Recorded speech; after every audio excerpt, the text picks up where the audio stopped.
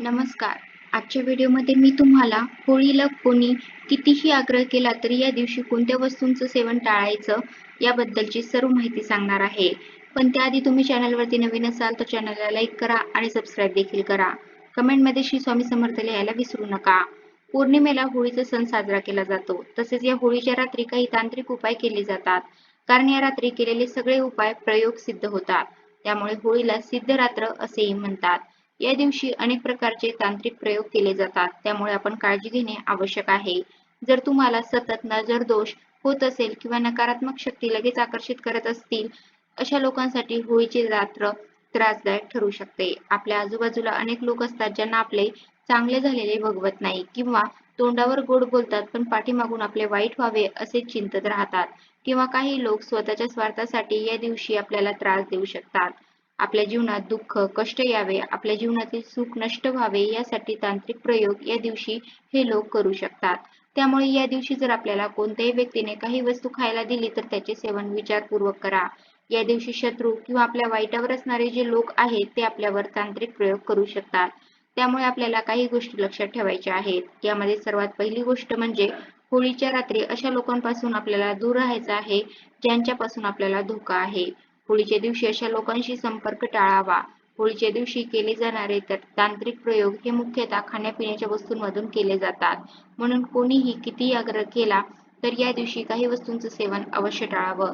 जर तुम्ही या दिवशी बाहेर गेलात किंवा कोणाच्या घरी गेलात तर एखादी वस्तू खाण्यासाठी जर तुम्हाला दिली तर ती वस्तू खाण्यास नकार द्या. आणि तसे करणे शक्य नसेल तर ज्या व्यक्तीने ती वस्तू दिली आहे त्या व्यक्तीला आधी ती वस्तू खायला सांगा आणि नंतरच तुम्ही त्या वस्तूंचे सेवन करा. जर ती व्यक्ती ती वस्तू खाण्यास नकार देत असेल तर समजून जा की काहीतरी गडबड आहे. ती व्यक्ती तुमच्यावर तांत्रिक प्रयोग करत आहे. तसेच या दिवशी काही वस्तूंचं सेवन करायचं नाही ते म्हणजे पांढऱ्या रंगाचे पदार्थ होय. कारण सफेद रंगाचे पदार्थ यांचा वापर करून सहज आपले आरोग्य बिघडवता येऊ शकते. यामुळे दुसऱ्याच्या घरातील धन, सुख, शांती आणि आपल्या घरात खेचून आणता येते. त्यामुळे होळीच्या दिवशी सफेद रंगाचे पदार्थ जर तुम्हाला कोणी खायला देत असेल तर त्या पदार्थांचे सेवन तुम्ही करू नका. दुसरी वस्तू म्हणजे विड्याचे पान. जर तुम्हाला या दिवशी कोणी विड्याचे पान खाण्याचा आग्रह करत असेल तर ते पान सेवन करू नका.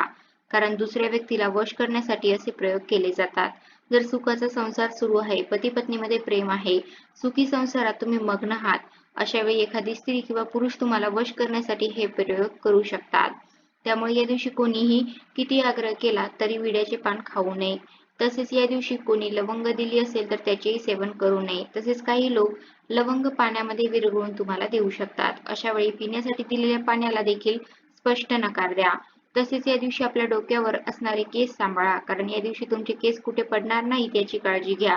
कारण केसांचा वापर करून मोठमोठे तांत्रिक क्रिया सहज केल्या जातात. त्यामुळे या केसांचा वापर करून तुमच्या संसारामध्ये विष टाकण्याचं काम कोणी करणार नाही याची काळजी घ्या.